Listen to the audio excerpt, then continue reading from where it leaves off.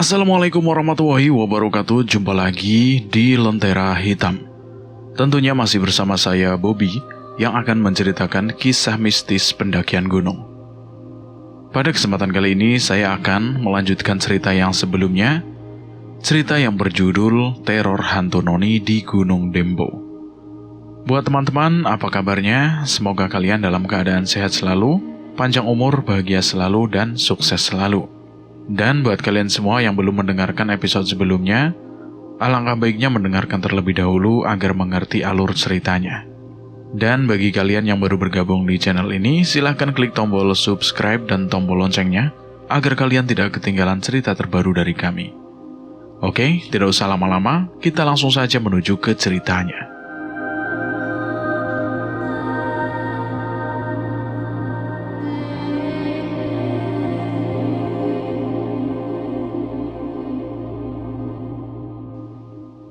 Karena kedinginan, aku mengenakan baju berlapis-lapis untuk mencegah hipotermia. Sebab aku punya pengalaman buruk perihal hipotermia. Berapa tahun lalu, saat aku naik ke puncak Semeru, hipotermia itu datang menderaku. Hingga saat itu, aku hampir pulang tinggal nama saja. Beruntung, saat itu aku naik bersama orang yang sudah sangat pro perihal pendakian. Ia menolongku dengan sangat sigap, hingga apa yang dilakukannya pun berhasil menyelamatkanku dari kemungkinan buruk akibat hipotermia. Sejak saat itu, aku selalu membawa banyak baju tebal, karena secara tidak langsung, pengalamanku tersebut sempat membuat aku trauma berkepanjangan. Saat aku dan teman-teman yang lain sedang menikmati kopi hangat yang sebelumnya kami buat, aku tanpa sadar terus memandangi cincin yang aku kenakan.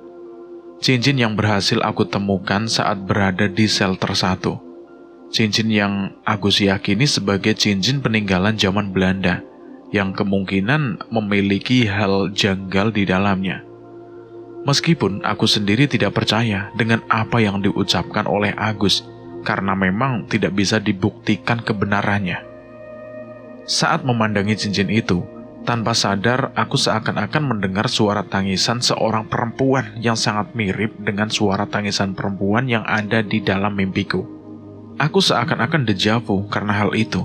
Sontak hal tersebut pun membuat aku kaget seketika. Astagfirullahaladzim. Kenapa lo? Nggak kenapa-napa. Ucapku masih mencoba untuk menenangkan diriku sendiri. Yakin gak kenapa-napa? Tapi kok sampai kaget begitu? Tanya Agus masih mencoba untuk memastikannya. Aku pun kemudian memberitahunya kepada Agus dengan berbisik tepat di telinganya. Aku bicara padanya kalau aku mendengar suara tangisan perempuan saat aku memandangi cincin yang aku temukan sebelumnya. Agus lantas mengomeliku. Ia pun semakin yakin kalau di dalam cincin itu pasti ada hal yang janggal, ada hal yang tidak masuk akal. Lebih baik buang deh Lam cincin itu. Gua khawatir terjadi hal buruk sama lo. Mungkin memang hanya kebetulan saja kali Gus. Suara tangisan di mimpi sama tadi yang gua alami juga Gus. Nggak ada yang aneh pasti. Lu memang dasar keras kepala ya kalau dibilangin. Aku terus meyakinkan Agus kalau tidak ada hal buruk yang akan terjadi ke depan. Dan apa yang aku dengar baru saja tidak ada hubungannya dengan cincin yang aku kenakan. Meskipun aku sendiri tidak begitu yakin dengan apa yang aku pikirkan. Karena tidak ingin terus larut dalam pemikiran buruk, akhirnya aku pun memutuskan untuk pergi tidur. Teman-teman yang lain pun menyusulku tidur, karena kami memang sudah begitu lelah selama pendakian ini. Sehingga kami membutuhkan istirahat agar kondisi kami bisa kembali pulih. Aku tidur dengan posisi duduk, karena sudah terbiasa tidur dalam posisi apapun. Aku pun tidak begitu mempersoalkannya. Aku masih bisa tidur dan tidak merasa keberatan, karena memang aku yang numpang di sini. Tidur bersama dalam satu tenda dengan banyak lelaki tidak membuat aku merasakan rasa takut sedikit pun. Aku tidak khawatir di antara mereka ada yang melecehkanku, karena aku cukup mengenal mereka semua. Seperti yang aku ucapkan sedari awal, jika aku menaruh kepercayaan lebih kepada mereka semua. Aku pun kemudian tidur dengan sangat pulas. Namun itu hanya bertahan beberapa saat. Nyatanya, aku tidak begitu nyaman dengan tidurku sekarang. Padahal sebelum-sebelumnya, aku bisa dengan pulas tertidur dalam posisi duduk dengan waktu yang cukup lama. Namun malam ini terasa sangat berbeda. Alhasil aku pun terbangun dan sulit untuk memejamkan mataku kembali. Kala itu hanya aku sendiri yang terbangun, sementara teman-teman yang lain masih tidur dengan pulasnya. Aku pun memutuskan untuk mengambil telepon genggam di dalam ranselku, berharap dengan bermain ponsel aku bisa segera mengantuk. Namun bukannya ngantuk yang datang, justru ngantukku sekarang benar-benar hilang. Duh, kok malah gak ngantuk sama sekali sih? Malam itu hujan sudah reda, namun hawa dingin masih sangat kentara. Karena bosan terus memandangi ponsel, akhirnya aku pun mencoba untuk mengamati semua hal yang ada di sekitarku. Tepat di jam 2 malam, sudah tidak ada aktivitas apapun di luar sana. Tenda lain pun terdengar begitu senyap, begitupun dengan tendaku. Tanpa sadar, aku memandangi ke arah sudut tenda. Ada sesuatu yang tidak sengaja menarik perhatianku seketika. Aku melihat sebuah bayangan dari balik sudut tenda itu. Bayangan yang terlihat begitu besar. Namun entah apa yang ada di luar sana. Tidak mungkin kan ada seorang yang sedang berdiri di luar sana? Bukankah semua orang sudah tertidur dengan sangat pulas dan tidak ada aktivitas apapun di luar sana? Karena penasaran, aku pun kemudian memberanikan diri untuk membuka pintu tenda dan beranjak keluar dari tenda. Namun langkahku begitu pelan, karena aku khawatir bayangan yang aku lihat adalah bayangan hewan buas yang sedang mencari mangsa. Meskipun tidak ada sedikit pun suara hewan buas yang terdengar, namun tidak ada salahnya jika aku tetap waspada dan tetap berhati-hati. Saat berada di luar tenda, betapa kagetnya aku ketika mendapati sosok perempuan berparas cantik sedang berdiri tak jauh dari tenda kami. Ia berdiri dengan sepeda ontel cantik di genggamannya. Dari paras dan gaunnya yang dikenakannya, sudah bisa dipastikan jika dia merupakan gadis Belanda atau bisa aku sebut noni Belanda. Wajahnya yang begitu cantik pun berhasil membuat aku diam membisu. Namun aku tidak berani mendekat ke arahnya. Alhasil aku hanya bisa memandanginya dari kejauhan. Saat noni Belanda itu menyadari kehadiranku, ia lantas menoleh ke arahku dan menatap tajam kedua bola mataku. Ia bahkan sesekali memandang ke arah jari manisku, tepat di mana cincin yang aku temukan dilingkarkan. Aku hanya terdiam tanpa sepatah kata pun. Meskipun noni Belanda itu terus memandang ke arahku, namun rasa takut tidak hinggap di diriku sedikit pun. Hingga secara tiba-tiba, noni Belanda itu pun beranjak turun dari shelter 2 dengan sepeda ontelnya tersebut. Semakin jauh noni Belanda itu dari pandanganku, semakin rusak pula wajah noni Belanda itu, hingga membuat aku histeris seketika. Rasa takut kini benar-benar menderaku. Wajah yang berdarah-darah dengan bola mata yang hampir keluar itu terus memandang ke arahku hingga aku tidak mampu untuk berkutik sedikit pun. Aku gemeteran, aku merinding. Aku benar-benar tidak karuan. Aku pun langsung berusaha untuk memalingkan pandanganku dari wajah hancur noni Belanda itu. Aku terus menunduk untuk menghilangkan rasa sok dan rasa takutku. Sontak aku pun beristighfar tanpa henti. Malam itu tidak ada satupun di antara teman-temanku yang terbangun karena teriakan rasa takutku itu. Semuanya tertidur pulas. Aku benar-benar tidak mampu lagi untuk menatap wajah noni Belanda itu. Wajahnya benar-benar hancur, bahkan darah pun mengucur di tiap jengkal wajahnya. Sesekali noni Belanda itu tertawa terbahak-bahak, namun sesekali ia pun menangis dengan tangisan yang terdengar tidak asing di telingaku. Apa yang harus aku lakukan? Aku benar-benar ketakutan. Aku pun lantas memilih untuk masuk kembali ke dalam tenda. Perlahan demi perlahan, rasa sok serta rasa takut menjadi satu. Aku mencoba untuk membangunkan Agus, namun ia tidak bergeming sedikit pun. Kini aku benar-benar seorang diri. Aku terus beristighfar tanpa henti sembari terus memejamkan mataku. Aku berusaha sekeras mungkin untuk menghapus semua bayangan noni Belanda itu. Namun aku benar-benar tidak mampu. Bagaimana mungkin wajah rusaknya itu terus bersarang di dalam pikiranku. Andai saja aku tidak keluar tenda saat melihat bayangan hitam di luar sana, tentu aku tidak akan merasakan rasa takut luar biasa seperti yang saat ini aku rasakan. Setelah beberapa saat, pikiranku pun mulai pulih kembali. Bayangan sosok menyeramkan noni Belanda yang sebelumnya mengikutiku perlahan-lahan mulai memudar. Aku terus berusaha untuk membangunkan Agus. Ia pun akhirnya terbangun karena aku. Ada apa, Lam?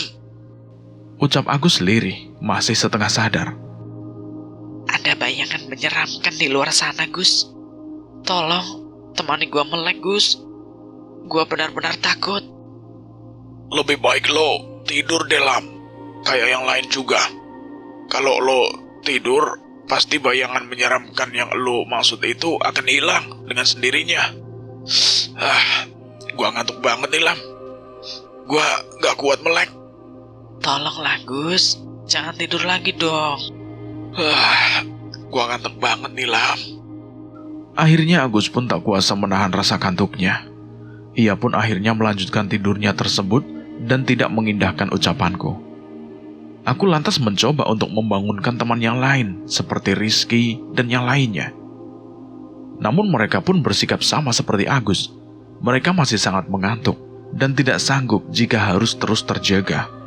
Mereka semua bahkan menyuruhku untuk melanjutkan tidurku. Namun aku benar-benar tidak bisa memejamkan mataku saat itu juga. Rasa takut dan rasa khawatir terus membayang-bayangi diriku. Sepertinya aku harus sholat malam agar penampakan menyeramkan noni Belanda itu bisa hilang. Terlintas di pikiranku untuk sholat malam kala itu. Namun aku sendiri bimbang. Aku harus mengambil wudhu di mana dan aku harus menjalankan sholat di mana. Sementara kondisi tenda saat itu benar-benar penuh, bahkan desak-desakan. Dan semisal aku harus sholat di luar, apa mungkin noni Belanda itu masih mengintaiku? Aku benar-benar ketakutan. Rasanya malam itu berjalan begitu lambat dibandingkan dengan malam sebelumnya. Aku sangat ingin pagi segera datang. Aku pun memutuskan tetap berdiam diri di dalam tenda, meringkuk ketakutan tanpa berani berucap satu kata pun, selain terus beristighfar sepanjang waktu. Tak lama kemudian, tiba-tiba saja aku melihat bayangan hitam yang sama seperti sebelumnya. Namun kini bayangan hitam tersebut terlihat sangat dekat. Bayangan itu lantas berjalan mendekat ke arahku. Aku terus berusaha untuk memejamkan mataku, meskipun aku benar-benar ketakutan. Lantas terdengar suara lirih di balik tenda. Suara itu memanggil-manggil namaku terus-menerus. Nilam, Nilam. Suara lirih dari balik tenda. Aku kemudian menutup telingaku dengan begitu kuat agar suara itu tidak lagi terdengar. Namun anehnya, sekuat apapun aku menutup kedua telingaku, suara itu terus terdengar. Ya Tuhan, tolong selamatkan aku. Aku sangat yakin jika suara seseorang yang terus-menerus memanggil-manggil namaku adalah sosok perempuan noni Belanda yang aku jumpai sebelumnya. Namun mengapa ia bisa mengenaliku? Apa yang sebenarnya telah aku perbuat sampai noni Belanda itu terus-menerus menerorku tanpa henti? Keluar, Nilam. Keluar. Suara lirih itu terdengar lagi dari balik tenda. Stop! Aku berteriak hingga membangunkan semua teman-temanku yang saat itu sedang tertidur pulas. Mereka semua menanyakan apa yang sebenarnya terjadi padaku hingga aku berteriak sekencang itu. Mereka semua merasa begitu khawatir terhadapku. Terlebih lagi, mereka mendapati aku dengan wajah yang mulai memerah, dengan keringat mengucur tanpa jeda. Ada apa, Lam? Ucap Agus sembari mendekat ke arahku. Semua teman-temanku benar-benar terbangun karena teriakanku. Tangisanku pun pecah saat itu, sementara Agus berusaha untuk menenangkanku. Aku belum sanggup untuk menceritakan semuanya. Anehnya, saat semua teman-temanku terbangun, suara lirih yang terus-menerus memanggil-manggil namaku lenyap seketika. Agus memberikanku mineral untuk menenangkanku, begitupun dengan teman-teman yang lainnya. Mereka semua berusaha untuk menenangkanku. Setelah aku cukup tenang, aku pun mengatakan bahwa ada sesuatu di luar sana yang terus menghantuiku. Teman-temanku selain Agus pun keluar tenda untuk memastikan, sementara Agus mendekatiku untuk menanyakan apa yang sebenarnya terjadi. Aku lantas menceritakan semua hal yang terjadi padaku kepada Agus. Aku menceritakan tentang apa yang aku lihat, sosok noni Belanda yang benar-benar menyeramkan, yang terus-menerus menghantuiku. Sosok menyeramkan dengan wajah hancur berlumuran darah, yang terus-menerus menyebut-nyebut namaku tanpa henti. Pasti ini ada hubungannya dengan cincin yang lu pakai, Lam. Lagi dan lagi, Agus terus menyinggung perihal cincin yang aku kenakan. Padahal jelas-jelas tidak ada hubungannya. Aku terus mengatakan kepada Agus jika cincin yang aku kenakan tidak ada hubungannya dengan penampakan menyeramkan yang terus menghantui aku ini. Namun Agus terus bersikukuh jika keduanya ada hubungan. Aku pun memilih untuk diam setelahnya. Aku tidak ingin melanjutkan perdebatan dengan Agus perihal peristiwa yang terus menghantuiku. Tak lama kemudian, teman-temanku yang lain pun kembali masuk ke dalam tenda dan menghampiriku. Di luar sana tidak ada apa-apa kok, Lam. Mungkin itu hanya sebatas perasaan kamu saja kali. Benar, itu di luar sana benar-benar sepi loh. Sangat sepi, sunyi, tidak ada apa-apa. Tapi sedari tadi bayangan itu terus menghantuiku. Mungkin itu hanya bayangan dahan pohon saja, Lam. Aku lantas terdiam, karena mereka semua tidak akan mungkin percaya jika tidak menyaksikannya secara langsung. Aku pun memilih untuk diam dan berusaha untuk meredakan rasa takut yang aku rasakan. Karena rasa kalutku, aku lantas keluar dari tenda dan berusaha menantang sosok menyeramkan yang sebelumnya menghantuiku. Namun tidak ada bayangan apapun yang muncul di hadapanku. Semua teman-temanku berusaha untuk menghentikan tindakanku. Karena tindakan yang aku lakukan itu sama saja dengan menantang penghuni Gunung Dempo. Keluar kamu, noni Belanda biadab. Mengapa sekarang kamu tidak menampakkan wujud menyeramkanmu itu? Mengapa kamu bersembunyi?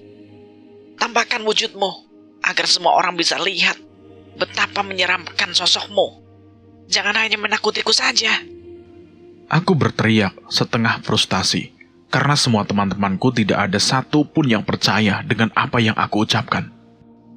Cukup nih, Lam, cukup. Lu gak bisa begini. Kalau sikap lu begini, yang ada semua penghuni Dempo bisa menghantui kita semua. Biar Gus, biar semua orang di sini bisa percaya dengan apa yang aku ucapkan. Bukankah gua percaya semua yang lu ucapkan? Apa itu belum cukup? Justru, lu yang gak percaya dengan apa yang gua katakan. Aku pun terdiam. Satu persatu temanku pun menghampiriku, sembari mengucapkan permohonan maaf mereka, karena sudah tidak mempercayaiku. Mereka tidak ingin kondisi mentalku menjadi drop. Tenangkan diri lu nih, Lam. Agus kemudian mencoba untuk menenangkanku dengan memeluk tubuhku yang hampir rubuh. Aku benar-benar frustasi dengan apa yang aku alami. Agus kemudian kembali memberikanku mineral agar kondisiku bisa stabil setelahnya. Kini semua teman-teman mengatakan bahwa mereka semua mempercayaiku, meskipun dari wajah mereka terlihat dengan jelas bahwa mereka belum sepenuhnya percaya dengan apa yang aku ucapkan. Karena memang mereka tidak menyaksikan sendiri, sehingga wajar jika mereka belum percaya seutuhnya. Setelah kondisiku jauh lebih membaik dibandingkan dengan sebelumnya, Agus dan yang lainnya pun mengajakku untuk masuk ke dalam tenda. Mereka bahkan menawarkan posisi tidur yang cukup nyaman untukku. Tidak lagi duduk, melainkan bisa untuk berbaring. Sebab mereka semua khawatir kepadaku. Mereka semua pun memintaku untuk pergi tidur. Paling tidak, agar kondisiku bisa lekas membaik dan tidak lagi histeris karena persoalan penampakan menyeramkan yang terus-menerus aku ucapkan.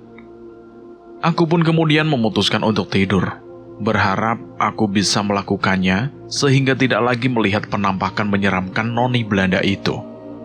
Namun baru beberapa menit aku berhasil memejamkan mataku. Suara itu justru muncul lagi. Suara itu terus memanggil-manggil namaku tanpa henti.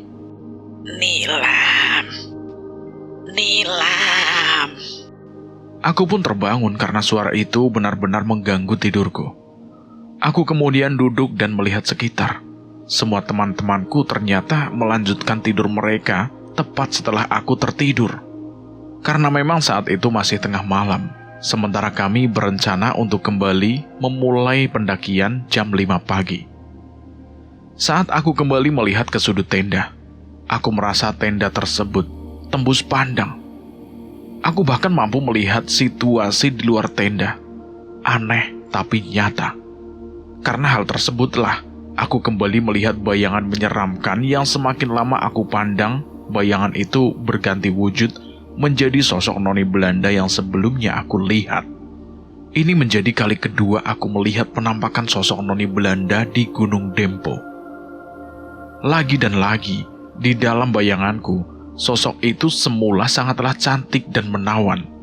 Ia bahkan tersenyum padaku, meskipun aku saat itu berada di dalam tenda. Namun nyatanya, ia menyadari pandanganku. Kami bahkan sempat saling pandang, seolah-olah tidak ada sekat tenda yang membatasi kami. Kali kedua ini, perasaanku jauh lebih stabil dibandingkan dengan sebelumnya. Namun aku tidak mampu berucap satu kata pun. Padahal saat itu aku sangat ingin membangunkan semua orang. Namun mulutku seakan terkunci. Bahkan tubuhku pun kaku. Aku tidak mampu menggerakkan kaki dan juga tanganku. Keluar, Nilam.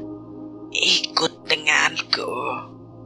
Bisik suara yang tidak lain dan tidak bukan adalah bisikan noni Belanda di hadapanku. Aku bahkan tidak mampu untuk menggelengkan kepalaku. Aku benar-benar terpaku dalam diamku. Ingin rasanya aku menjerit dengan begitu kuat saat itu. Namun nyatanya aku tidak mampu. Hingga tak lama kemudian, noni Belanda itu pun beranjak dari tempatnya. Ia menjauh dariku, namun tetap menatap ke arahku. Dan semakin jauh langkahnya, semakin rusak pula wajahnya. Wajah dengan darah segar yang terlihat menyelimutinya, bola mata yang hampir keluar, kulit wajah yang benar-benar terkelupas. Segala hal buruk ada di dalam diri perempuan jelmaan itu. Perempuan bergaun putih panjang dengan topi lusuh yang menempel di kepalanya. Sepeda ontel khas Belanda pun tak lepas dari genggamannya.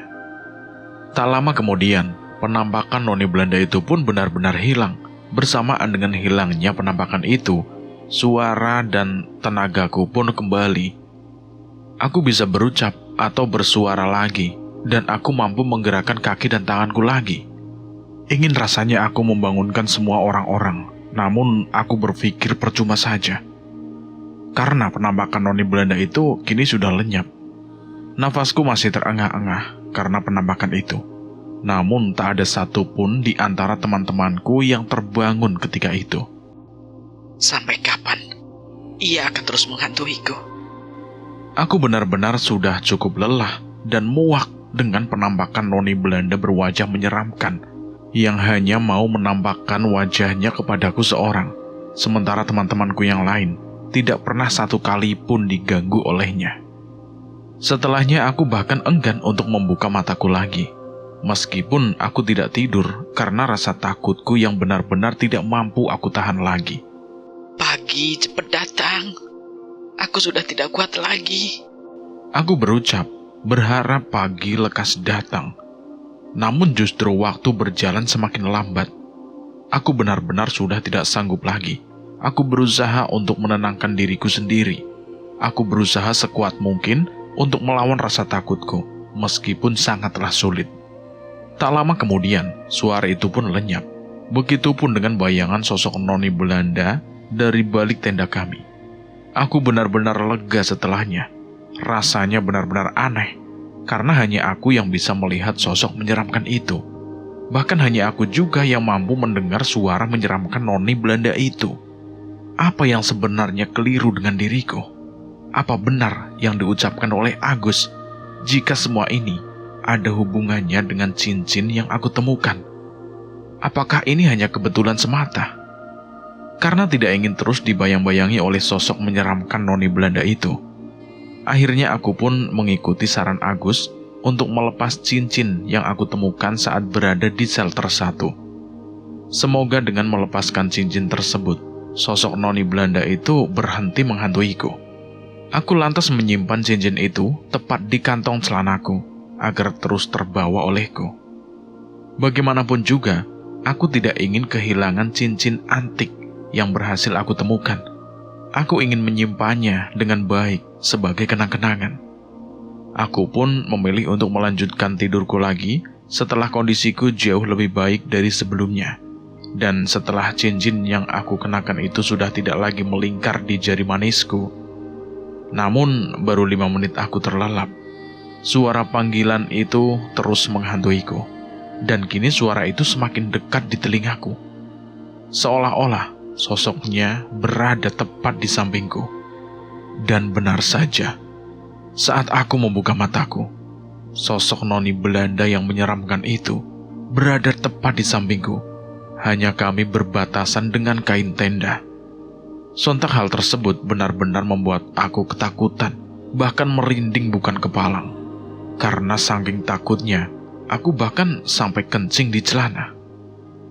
Lagi dan lagi suaraku tidak keluar. Aku benar-benar diam membisu di balik rasa takut. Keringat mengucur deras dari tubuhku. Aku benar-benar sudah tidak sanggup lagi. Aku hanya bisa beristighfar dari dalam hati. Bagaimana mungkin noni Belanda itu muncul sampai 3 kali di hadapanku? Ia bahkan terus menghantuiku hingga membuat aku kencing di celana. Ya Tuhan, dosa apa yang sudah kuperbuat hingga sosok menyeramkan itu tidak henti-hentinya menghantuiku? Meskipun sosoknya tidak melukaiku, namun sosoknya berhasil membuat mentalku benar-benar drop. Aku bahkan sampai tidak bisa berkata apapun lagi. Aku lantas berpindah posisi tepat di samping Agus, hingga Agus pun merasa keheranan dengan sikapku. Ia terbangun saat aku mendekat ke arahnya. Kenapa lagi, Lam? Gua mau di sini. Gua takut. Gara-gara itu lagi? Iya. Udah, lu diem aja. Aku pun lantas memejamkan mataku dengan posisi tengkurap. Aku belum membersihkan celanaku kala itu. Aku tidak berani untuk keluar dari dalam tenda itu. Rasa maluku sudah berhasil dikalahkan oleh rasa takutku. Aku benar-benar tidak mampu berucap satu kata pun. Aku hanya berharap malam ini lekas selesai. Akhirnya aku pun berhasil menghabiskan malam dengan rasa takut yang belum juga usai. Setelah matahari perlahan mulai menyapa kami, aku bergegas keluar dari tenda dan berganti celana. Karena aku tidak ingin semua orang tahu kalau semalam aku sempat kencing di celana.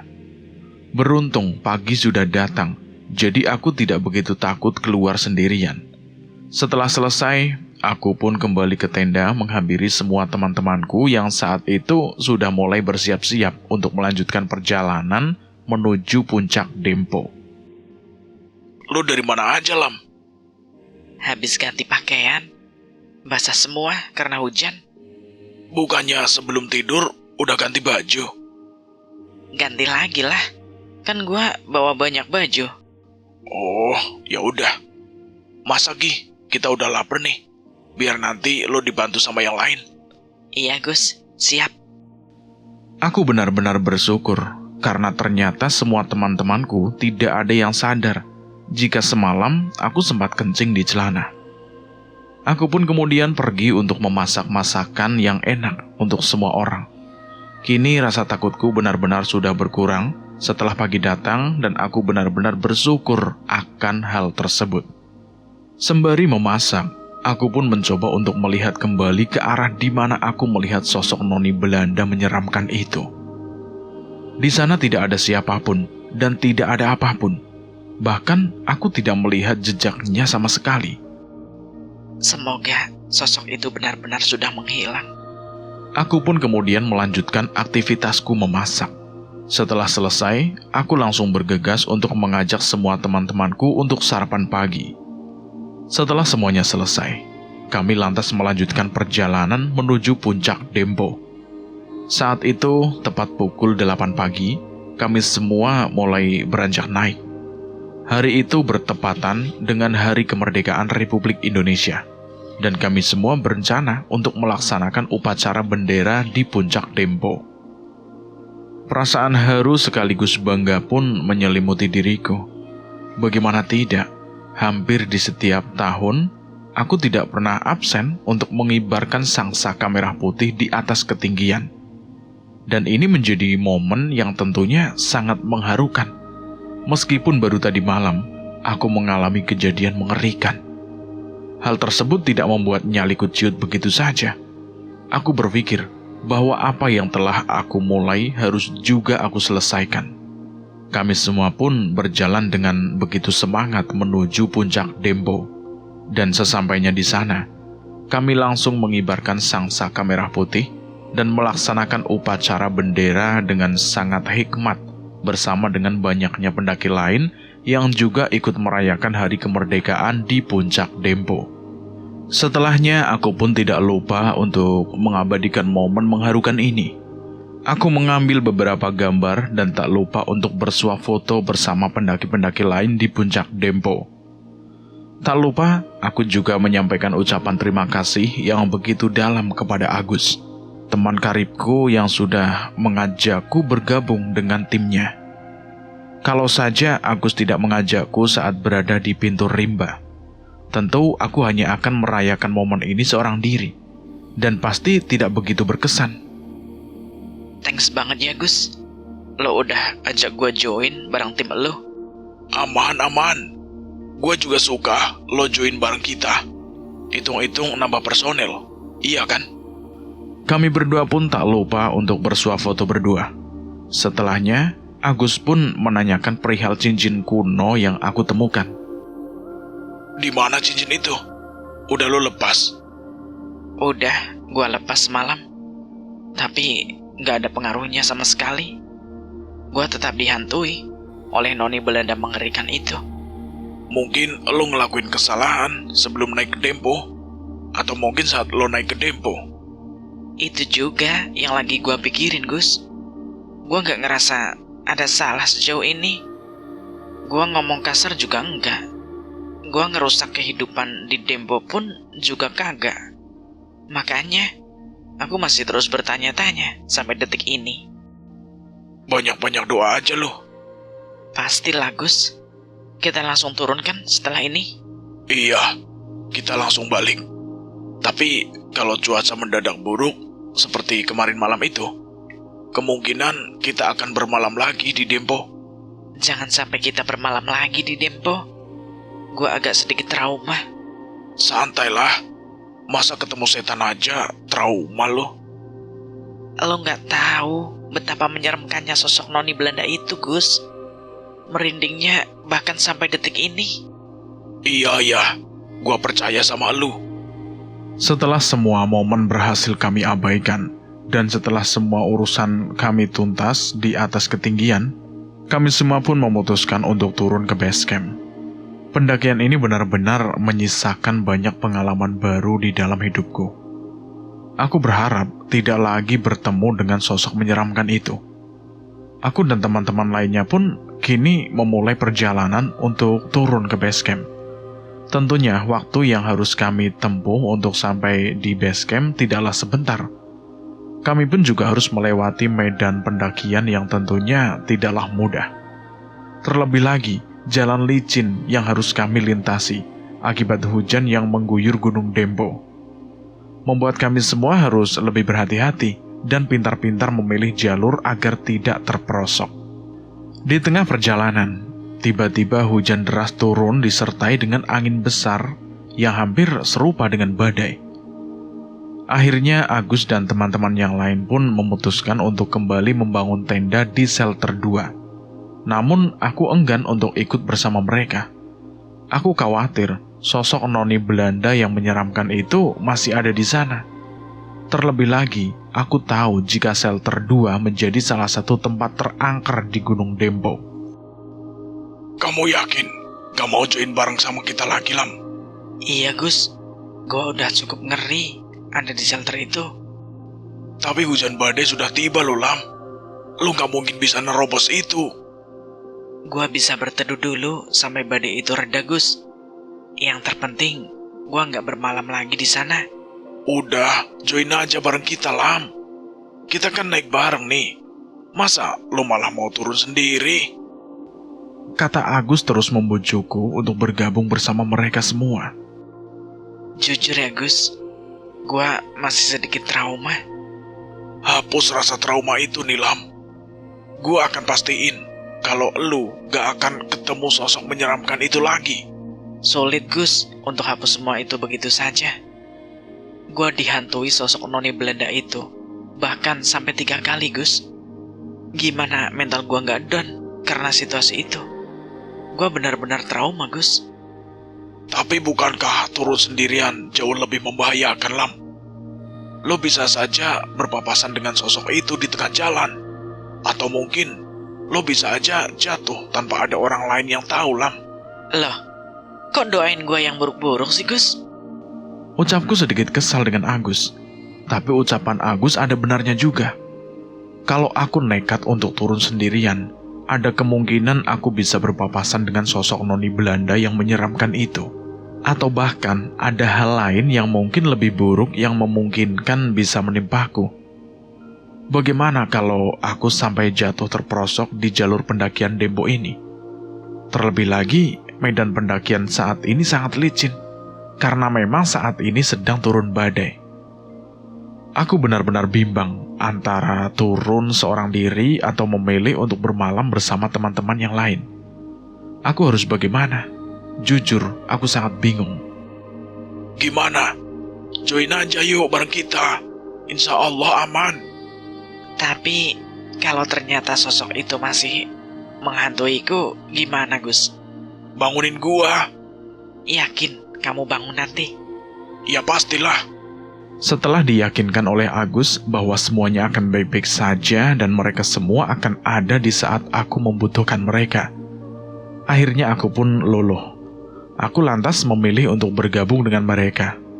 Alih-alih turun seorang diri menuju base camp pendakian Gunung Dembo. Kami pun berjalan menuju shelter 2 dengan langkah yang sangat pelan. Kala itu hari sudah beranjak sore, dan hujan tidak kunjung reda saat itu. Angin bahkan menusuk-nusuk tubuhku di sepanjang perjalanan menuju shelter 2. Semakin dekat dengan shelter 2, semakin ciut pula nyaliku. Aku belum cukup berani untuk bermalam lagi di shelter 2, hingga aku pun memilih untuk berjalan di barisan paling akhir dibandingkan dengan teman-temanku yang lain. Sepertinya Agus tahu kalau nyaliku belum seutuhnya kembali. Ia lantas terus mencoba meyakinkanku agar aku bisa menghilangkan rasa khawatir dan takut yang aku rasakan kala itu. Santai nih, Lam. Di shelter 2 gak akan ada penampakan menyeramkan itu lagi kok. Tenang saja. Iya Gus, iya. Gua lagi coba buat kontrol diriku sendiri. Iya, Lam. Lo pasti bisa. Beruntung Agus benar-benar percaya dengan semua ucapan yang terlontar dari mulutku. Ia bahkan percaya dengan semua ceritaku perihal sosok hantu noni Belanda yang terus-menerus menghantuiku semalam. Paling tidak, ada orang yang percaya dengan segala peristiwa menyeramkan yang datang menderaku. Terima kasih ya Gus. Lo udah benar-benar mempercayaiku. Aman nih, Lam. Gua pasti percaya kok dengan yang apa lu ucapkan. Thanks ya Gus. Kami semua pun akhirnya sampai di shelter 2. Kami langsung membangun tenda saat itu juga, karena memang hujan semakin deras mendera. Dan malam pun kini mulai menyapa. Tak butuh waktu lama, tenda pun berhasil kami dirikan, dan kami semua bergegas untuk masuk ke dalam tenda tersebut. Di dalam tenda kami semua terus berdoa agar hujan di malam itu cepat reda. Sebab kami tidak ingin terus-menerus bermalam di Gunung Dembo, Terlebih lagi, tujuan kami semua sudah berhasil kami tuntaskan. Kami pun lantas saling berbincang satu sama lain untuk mengisi kekosongan di malam itu. Di bawah derasnya hujan, kami semua saling melempar pengalaman pendakiannya masing-masing. Mendengar pengalaman seru yang diceritakan oleh teman-temanku, membuat aku mulai terbiasa dengan kondisi malam itu. Dan ternyata, beberapa temanku pun sempat mengalami hal janggal saat melakukan pendakian, meskipun bukan saat pendakian di Gunung Dembo. Mereka ada yang sempat dihantui oleh kuntilanak, dihantui oleh arwah gentayangan pendaki yang tewas mengerikan, dan banyak yang lainnya. Dari sana, aku mulai sadar bahwa kami semua memang tidak bisa menghindar dari hal-hal janggal. Sebab kehidupan manusia dengan dunia mereka tentu beriringan. Dan sebagai seorang pendaki, sudah seharusnya kami semua siap dengan segala kemungkinan yang memang bisa saja menghampiri kami semua. Tanpa sadar malam pun mulai semakin larut. Karena lelah, kami semua pun memutuskan untuk pergi tidur malam itu. Hujan sudah mulai mereda, hanya menyisakan gerimis yang tidak begitu deras, sehingga untuk tidur pun rasanya cukup nyaman. Saat sebelum aku memejamkan mata, tiba-tiba saja aku teringat dengan ibu. Jika di sini hujan, apa mungkin di rumah juga turun hujan? Jika iya, apa ibu akan sangat kesepian tanpa kehadiranku di sampingnya? Apa ibu baik-baik saja? Apa ibu khawatir denganku karena aku tidak kunjung pulang? Bayangan tentang ibu benar-benar berhasil mencabik-cabik perasaanku malam itu. Hingga tanpa sadar, aku pun meneteskan air mata karena perasaan kangen yang seketika datang menderaku. Tidak hanya itu, muncul juga perasaan bersalah yang tiba-tiba saja datang menyelimutiku. Perasaan bersalah karena sebelum datang ke Dempo, aku sudah membohongi ibu. Aku sudah merusak kepercayaan ibu yang begitu besar kepadaku. Aku pun memiliki nadar. Jika aku bisa kembali ke rumah nanti, aku akan membasuh kaki ibu sebagai permohonan maafku kepadanya. Bagaimanapun juga, ibu adalah satu-satunya orang tua yang aku miliki. Karena tidak ingin terus terbayang-bayang sosok ibu, aku pun berusaha untuk menepisnya dengan cara tertidur. Namun, sekeras apapun aku mencoba untuk memejamkan mataku, nyatanya aku tidak kunjung mampu. Ibu, Nilam kangen ibu. Ucapku lirih, sembari meneteskan air mata. Bayangan ibu seakan-akan datang menghampiriku, hingga kini tangis pun tidak mampu lagi aku bendung. Di sisi lain, semua teman-temanku sudah terlelap tidur kala itu, dan hanya aku seorang diri yang masih terjaga dengan bayangan sosok ibu yang tak kunjung mereda. Entah apa yang terjadi, mengapa aku tiba-tiba saja merasa sangat rindu dengan ibu. Aku harap ibu di sana baik-baik saja dan tidak ada hal yang buruk terjadi. Tak lama kemudian, tiba-tiba saja aku mendengar suara tangisan yang sangat mirip dengan suara tangisan yang sebelumnya aku dengar di dalam mimpiku itu.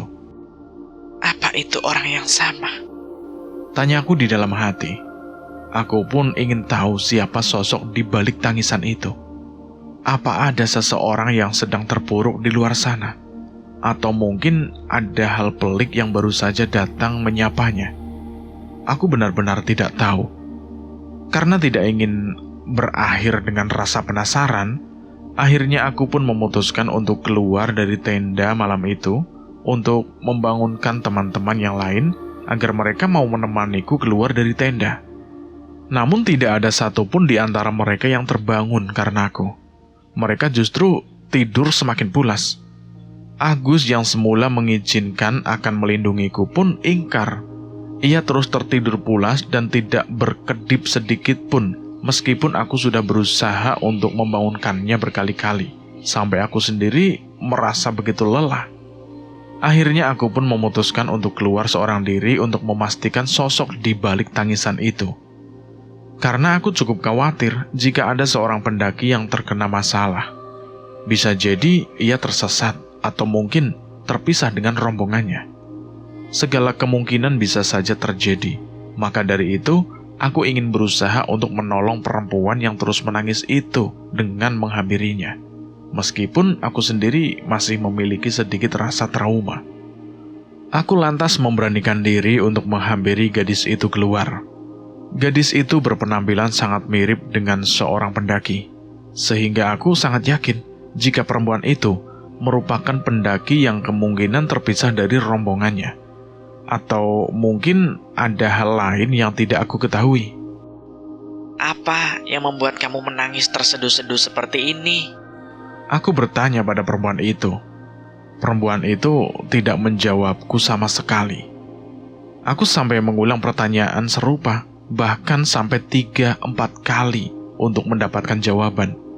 Namun nyatanya, hasilnya tetap saja nihil. Perempuan itu terus menangis dengan wajah yang menunduk, hingga aku tidak mampu untuk melihat wajahnya dari dekat. Aku pun memilih untuk duduk tepat di sampingnya untuk sekedar menenangkan perempuan itu. Berharap ia akan menoleh kepadaku dan mau untuk menceritakan segala pelik yang mungkin saja baru ia rasakan. Jika memang dunia berjalan tidak sesuai dengan harapanmu, jangan salahkan dirimu sendiri. Karena memang jalan setiap orang tidaklah sama. Jangan terus larut dalam kesedihan. Lebih baik nikmati keindahan malam ini. Ucapku pada gadis itu. Aku sudah seperti orang yang sedang berbincang dengan patung, sebab tak ada balasan satu kata pun dari perempuan itu. Hingga hal tersebut berhasil membuat aku kebingungan, sebab rasanya tidaklah wajar. Semakin aku berbicara, semakin kencang tangisannya dan menurutku itu benar-benar tidak wajar. Apa mungkin dia jelmaan noni Belanda yang menghantuiku kemarin malam? Aku berpikir dalam hati, namun rasanya tidak mungkin. Dari apa yang dikenakannya saja sudah berbeda. Jika noni Belanda kemarin malam mengenakan gaun panjang berwarna putih, sementara gadis di hadapanku saat ini mengenakan pakaian layaknya seorang pendaki pada umumnya. Tak lama kemudian, aku pun tiba-tiba merasakan hawa yang aneh di dalam diriku. Muncul kegelisahan tanpa sebab yang pelan-pelan menderaku. Apa yang sebenarnya terjadi? Ada apa ini? Namun aku tetap berusaha untuk bersikap tenang. Terlebih lagi, di sampingku ada perempuan yang sedari tadi menangis tanpa henti. Aku pun kemudian mencoba untuk memandangi ke arah sekitar. Khawatir penampakan noni Belanda itu kembali muncul. Namun aku tidak melihat apapun dan siapapun. Aku pun mulai sedikit lega, meskipun tidak dipungkiri kegelisahan itu ada. Aku pun kemudian memilih untuk konsen terhadap gadis yang ada di depan mataku. Ia masih meringkuk dan tidak menampakkan wajahnya. Aku pun kemudian berusaha untuk menenangkannya dengan cara lain. Setelah menasehatinya dengan ucapan bijak tidaklah berhasil, aku lantas berusaha untuk mencoba cara lain, yaitu dengan menepuk-nepuk pundaknya untuk memberikan support kepadanya. Saat aku menepuk pundaknya, tak lama kemudian ia bangkit dari ringkukannya tersebut dan perlahan-lahan mulai menoleh kepadaku. Saat aku memandangi wajahnya, aku merasa wajah gadis yang ada di hadapanku sekarang ini terlihat tidak asing. Aku pun berusaha untuk mengingat-ingat kembali di mana aku melihat wajah seperti itu. Setelah dipikir-pikir secara seksama, wajah gadis itu sangatlah mirip dengan wajah noni Belanda yang aku temui kemarin malam. Wajahnya benar-benar sama. Sontak hal tersebut benar-benar membuat aku kaget. Aku pun kemudian memilih untuk berjalan mundur menjauh dari gadis tersebut. Terlebih lagi, saat gadis itu menolehkan kepalanya kepadaku, namun tidak dibarengi dengan tubuhnya, alias hanya kepalanya saja yang menoleh kepadaku. Sontak peristiwa itu benar-benar membuat aku sok bukan kepalang. Bagaimana tidak? Aku melihat dengan mata telanjangku sendiri sosok perempuan yang sangat mirip dengan noni Belanda yang sangat menyeramkan itu. Ia bahkan menoleh kepadaku tanpa adanya badan yang turut serta. Hal tersebut benar-benar di luar pikiranku sendiri. Semakin lama aku memandangi wajah gadis di hadapanku tersebut. Wajahnya pun semakin lama semakin terlihat hancur. Banyak sekali darah bercucuran dari wajahnya. Matanya melotot hampir jatuh, dan di sekujur tubuhnya penuh dengan luka. Sontak penampakan itu semakin membuat aku syok dan tidak mampu lagi berucap satu kata pun, karena terlalu histeris dengan apa yang ada di hadapanku saat ini. Tak lama kemudian perempuan itu pun menyeringai sembari tertawa dengan tawa yang sangat melengking. Aku benar-benar tidak mampu lagi untuk mengendalikan diriku sendiri karena peristiwa yang aku alami benar-benar mengerikan. Karena syok, aku pun jatuh pingsan karena memang semua yang terjadi benar-benar berada di luar dugaan. Setelahnya aku tidak tahu apa yang terjadi kepadaku dan kemana perginya sosok noni Belanda yang sangat amat menyeramkan itu. Sependek yang aku ketahui, teman-temanku baru menyadari aku jatuh pingsan di keesokan harinya. Mulanya mereka semua panik karena tidak mendapatiku di antara mereka, dan mereka pun bergegas untuk mencari keberadaanku. Salah satu dari mereka menemukanku sudah terkulai di atas tanah. Awalnya mereka menganggap aku hanya tertidur di luar tenda, namun setelah beberapa kali mereka mencoba untuk membangunkanku dan tidak kunjung ada jawaban dariku, barulah mereka semua sadar jika aku benar-benar sedang dalam kondisi tidak sadarkan diri saat pertama kali mereka menemukanku. Orang pertama yang terlihat begitu panik saat itu adalah Agus, karena Agus yang mengajakku untuk join bersama timnya. Agus juga yang terus-menerus membujukku agar aku bisa join untuk ngecamp lagi malam itu. Agus tidak pernah sangka jika semuanya akan terjadi. Dan semua ketakutan yang selalu aku ucapkan nyatanya menemukan titik kenyataan dengan sendirinya. Karena panik, Agus pun langsung mengangkat tubuhku ketika itu dan langsung diletakkannya di punggungnya itu. Ia kemudian membawaku turun hingga sampai di base camp. Untung di sepanjang perjalanan menuju base camp semuanya aman, dan Agus bahkan tidak mengalami cedera ataupun terpleset sedikit pun. Sesampainya di base camp, pihak base camp langsung meminta Agus agar membawaku ke rumah salah seorang warga yang dikenal pintar dan mampu menyembuhkan penyakit apapun.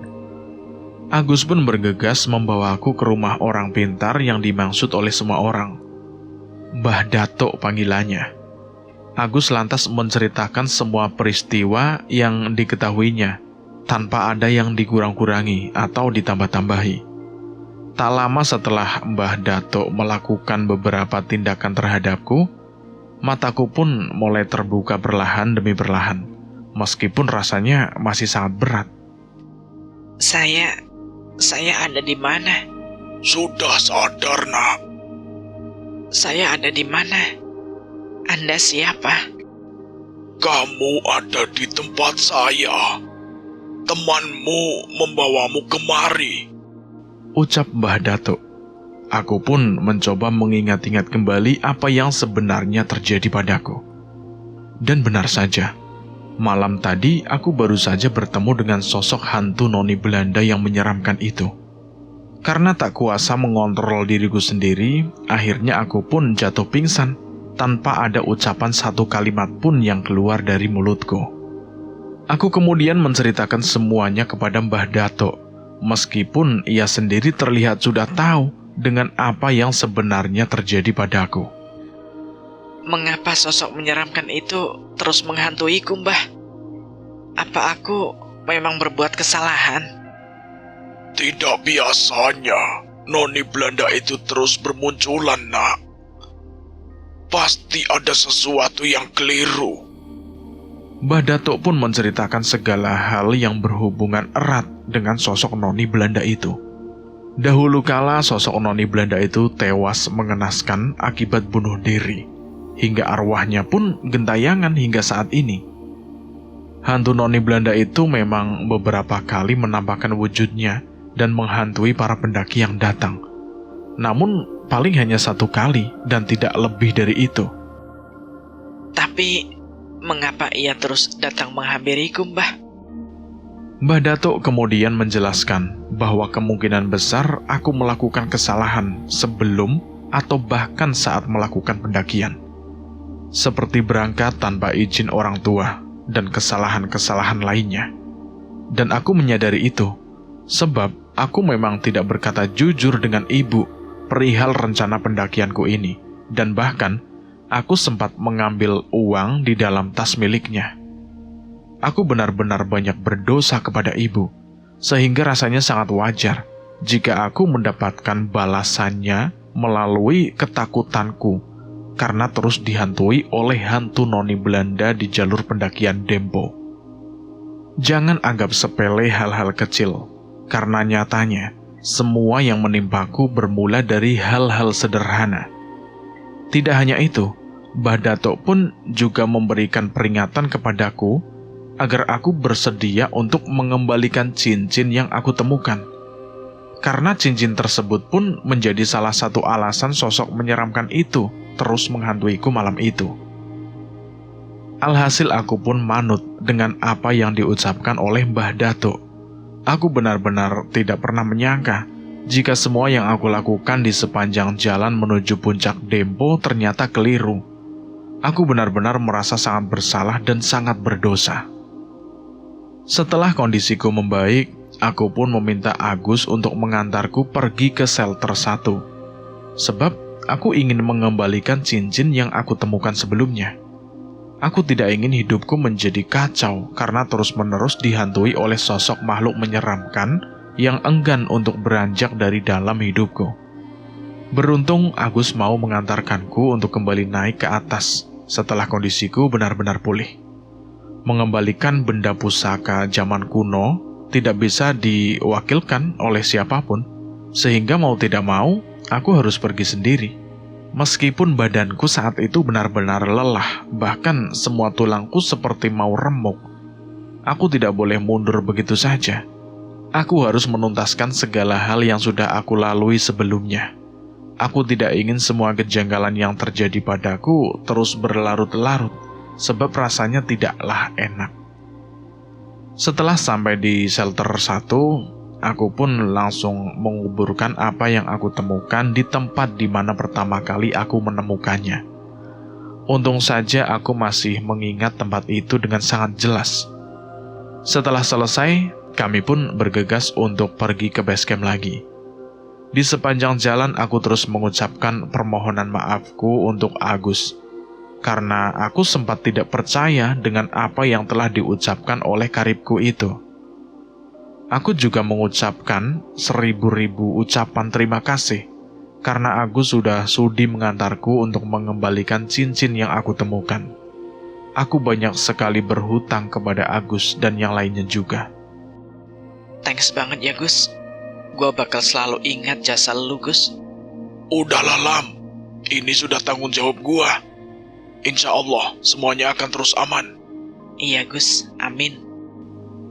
Aku pun kemudian memilih untuk kembali ke rumah. Aku benar-benar bersimpuh di bawah kaki ibu karena perasaan bersalah yang tak kunjung hilang. Ibu, aku minta maaf ke ibu. Loh, kamu kenapa Nilam? Pulang-pulang kok kondisimu kalut begini? Aku pun kemudian menceritakan semua peristiwa yang aku alami selama aku melakukan pendakian ke puncak Dempo. Aku juga tidak lupa untuk menceritakan perihal penampakan hantu noni Belanda yang terus menghantuiku. Dan aku juga menceritakan alasan dibalik munculnya noni Belanda secara terus-menerus di sana. Salah satunya yaitu karena ulahku sendiri. Jangan pernah bohongi ibu lagi, nak. Ibu hanya punya kamu, Nilam. Maafin Nilam ya, Bu. Nilam janji, Nilam gak akan membohongi ibu lagi. Ibu pegang ucapan kamu ya, Nilam. Semenjak saat itu, aku sudah tidak lagi berani berbohong kepada ibu. Aku bahkan tidak pernah menantang apapun segala hal yang sudah ibu atur untukku. Karena aku sadar, semua hal buruk yang menimpaku pasti ada hubungannya dengan tingkah lakuku sendiri. Ibarat kata tidak akan ada asap jika tidak ada api. Nyatanya, Gunung Dempo berhasil membuat aku tersadar akan banyak hal. Ada hal yang baik yang aku dapatkan dari peristiwa mengerikan yang aku alami di sepanjang malam seorang diri, tanpa ada orang lain yang mengetahuinya. Kini aku sudah mulai bisa bersahabat dengan keadaan dan enggan untuk mengikuti lagi perihal kejadian mengerikan yang sebelumnya aku alami. Dan cerita ini tamat selesai sampai di sini. Bagaimana menurut teman-teman semua tentang cerita ini? Silahkan tulis di kolom komentar. Terima kasih buat teman-teman semua yang sudah mendengarkan cerita ini sampai habis. Semoga kalian semua dalam keadaan sehat selalu, panjang umur, bahagia selalu, dan sukses selalu. Dan buat teman-teman yang baru bergabung di channel ini, silahkan klik tombol subscribe dan tombol loncengnya agar kalian tidak ketinggalan cerita terbaru dari kami. Saya mohon maaf jika ada kesalahan kata. Saya pamit undur diri. Akhir kata, wassalamualaikum warahmatullahi wabarakatuh. Salam lestari.